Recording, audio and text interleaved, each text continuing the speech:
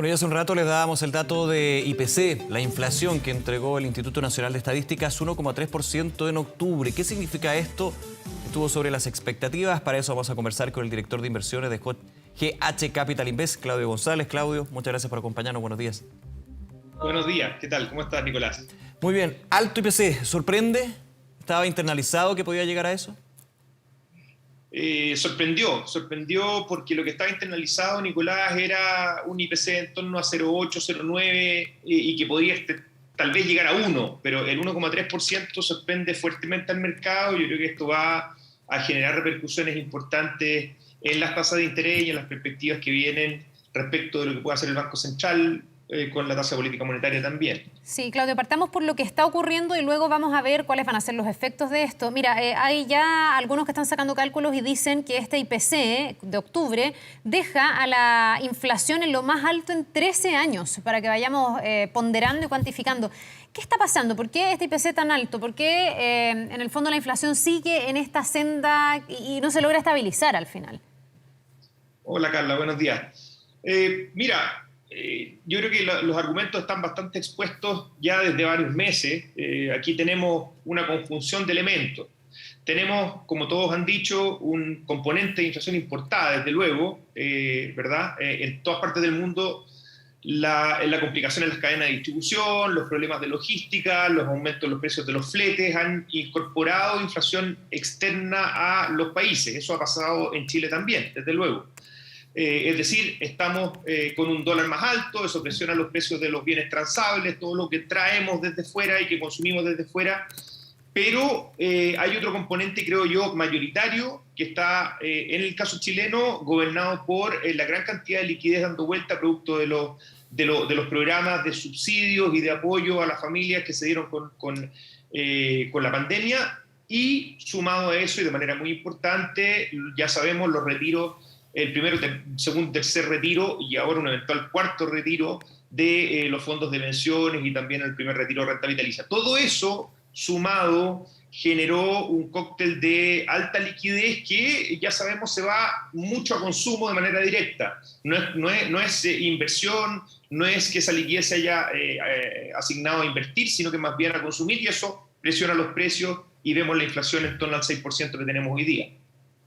Claudio, se ha escuchado mucho, cuando estamos hablando, lo decía Carla muy bien, este nivel de inflación el más alto en 13 años, llega a 5,8% en lo que va del año, 6% si uno lo mira en 12 meses, es alto, y eso también ha explicado lo que ha sido el cambio en términos de la trayectoria política monetaria del Banco Central, con las alzas en la tasa de interés. Pero cuando uno va a la percepción ciudadana, se escucha mucho esto de, bueno, pero hace mucho tiempo que los precios de los productos están altos. De hecho, desde 2019, 2020, quizá un poco antes. ¿Cómo se puede también aterrizar eso en términos de la percepción que tiene la ciudadanía con respecto a que los precios ya han estado subiendo desde hace un buen tiempo, que de alguna manera contrasta con esta visión técnica de que las presiones inflacionarias este año han ido incrementándose de manera importante producto de los factores que tú decías?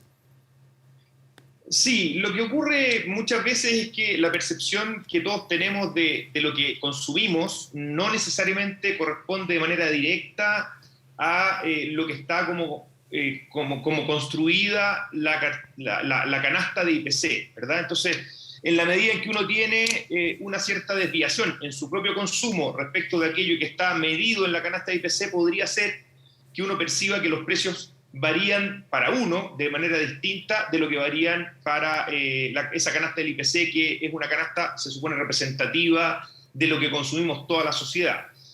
Puesto súper en simple, si yo consumo mucho más pan y el pan está subiendo rápidamente de precio que lo que dice la canasta del IPC, voy a percibir que a mí me está golpeando más fuertemente el alza de los precios que lo que estaba golpeando la canasta del IPC. Entonces, evidentemente que hay una desviación aquí. Pero lo que está claro es que ahora se está traduciendo, dado que un gran componente de la liquidez está yendo a consumo y el consumo está en los bienes durables, pero también en los bienes como no durables, ¿verdad? Que estamos consumiendo todos los meses, se está traduciendo el alza de IPC muy claramente también en la percepción que todos tenemos de lo que consumimos como canastas familiares. ¿Qué es lo que esperamos para el futuro, Claudio, que esto siga subiendo? Y te quiero preguntar por el impacto del cuarto retiro en esto, porque mañana está fijada la votación, al menos en general, en el Senado. Y algunos dicen que esto va a agudizar la situación. Ya hay muchas alertas del Banco Central para abajo y muchos expertos que dicen que esto ayuda al sobrecalentamiento de la economía, pero hay otros que dirán, bueno, es una raya en el agua. Si total ya estamos en esta senda alcista, es un fenómeno mundial que también se ha traducido en Chile y como ya estamos en esta, por lo menos tener liquidez en el bolsillo y bueno, después veremos. Sí, yo creo que esa es una percepción peligrosa, Carla, y que yo llamaría en general a la gente a no tenerla, porque lo que hay que considerar es que cuando la inflación empieza a acelerarse, cuesta después frenarla, ¿eh? Se empieza a generar lo que se denomina normalmente una persistencia inflacionaria. Hay que recordar que nosotros en Chile tenemos esta unidad de cuenta, esta segunda moneda que se llama UF, ¿verdad? Que no existe en muchas partes del mundo, en otras partes sí en América Latina, pero no en muchas partes del mundo desarrollado, que lo que hace es que en la medida en que van subiendo los precios, muchos de los contratos que tenemos que enfrentar o que generamos van ligándose a esa alza de los precios. Por lo tanto, en el futuro, mucho de lo que se contrata está ligado a alzas de precios pasados y eso va generando una cierta persistencia. Eso puede terminar en una espiral inflacionaria, no diría yo hiperinflacionaria, pero sí una espiral inflacionaria que nos lleve a los 2 dígitos perfectamente. Y normalmente, cuando uno empieza a generar esa espiral inflacionaria, cuesta mucho salir de ella y volver a inflaciones bajas. ¿Por qué? Porque lo que hay que hacer es cambiar el switch en la mente de las personas respecto de que la inflación va a frenarse. Y mientras eso no ocurra, las personas no vuelven a pensar en inflaciones de 3%, sino que siguen incorporando en los contratos inflaciones más y más altas para poder cubrirse contra ella. Por lo tanto, eso es lo que hay que resguardar y estamos frente a ese problema. Y el segundo problema, Carla, que yo diría que estamos enfrentando con este cuarto retiro, es el efecto que esto puede tener sobre las tasas de interés, alzas de tasas de interés futuras muy probablemente, y eso va a generar problemas adicionales en el mercado hipotecario y en el mercado de los créditos para las personas. Por lo tanto, hay más efectos que solamente los de la inflación, que son ciertamente súper importantes a considerar. Claro, ese efecto, de hecho, de las tasas de interés, Claudio, ya se siente, y más que se siente, se nota. Ya duele.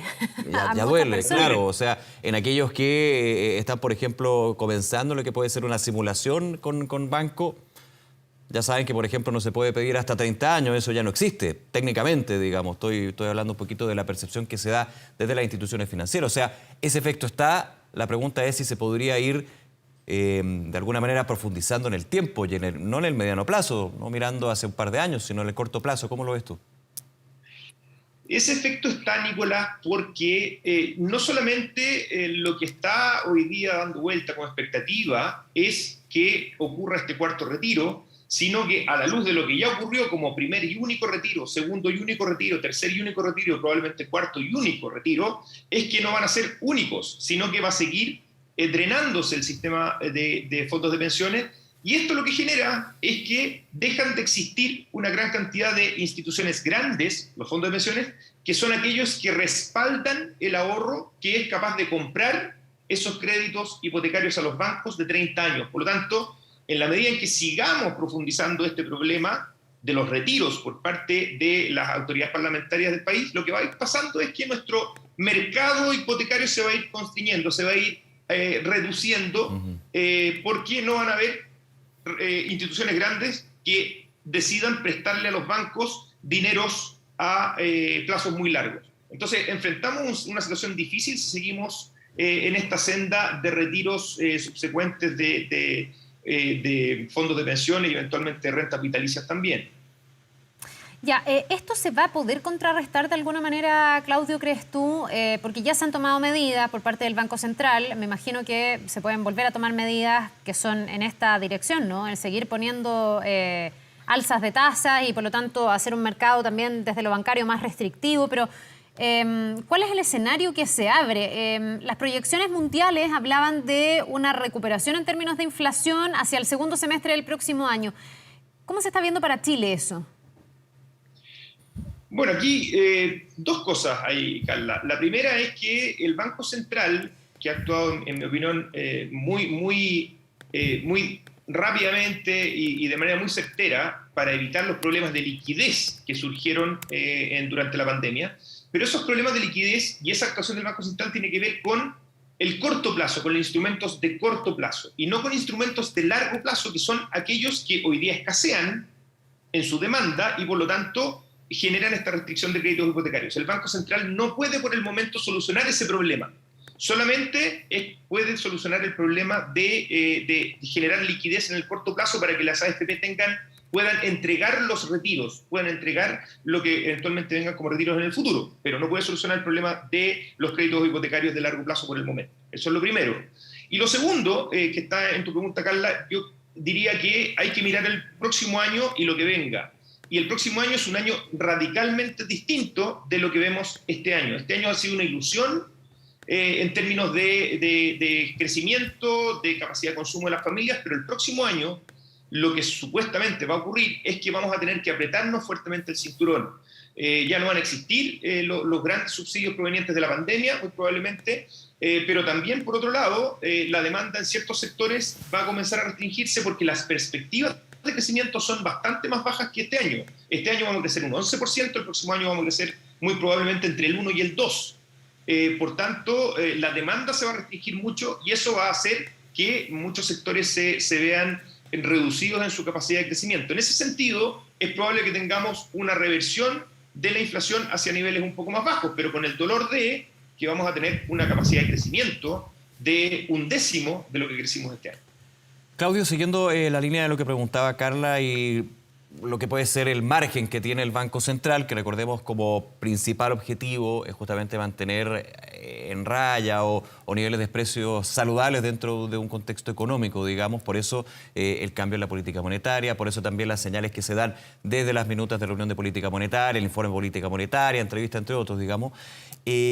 Ahora, ¿cuánto margen tiene? Y te quiero hacer la pregunta que creo que es súper importante acá, definir lo que es este concepto de una tasa de política monetaria a nivel neutral, porque muchos dicen, claro, está subiendo 175 puntos base, podría repetir lo mismo en la próxima reunión, que ahora son cada 2 meses, pero se habla de un nivel neutral, y uno dice, no entiendo, porque finalmente la trayectoria de su tasa de referencia es muy acentuada, es muy explosiva, pero igualmente me ponen este concepto neutral. Explícanos un poquito eso. La tasa de política monetaria lo que trata de hacer es afinar el nivel de liquidez de la economía, ¿cierto? A nivel agregado muy grande, que es consistente en el momento en que se toma esa decisión con la oferta y la demanda total de bienes en la economía. Entonces, si hoy día vemos un desequilibrio muy grande por una demanda mucho mayor que la capacidad de poner bienes a disposición de esa demanda, que es lo que está pasando, los precios suben. Entonces, la tasa de política monetaria tiene que ir hacia arriba. Hoy día le queda espacio todavía, ese nivel neutral del que tú hablas, Nicolás, es más o menos de un 3,5%.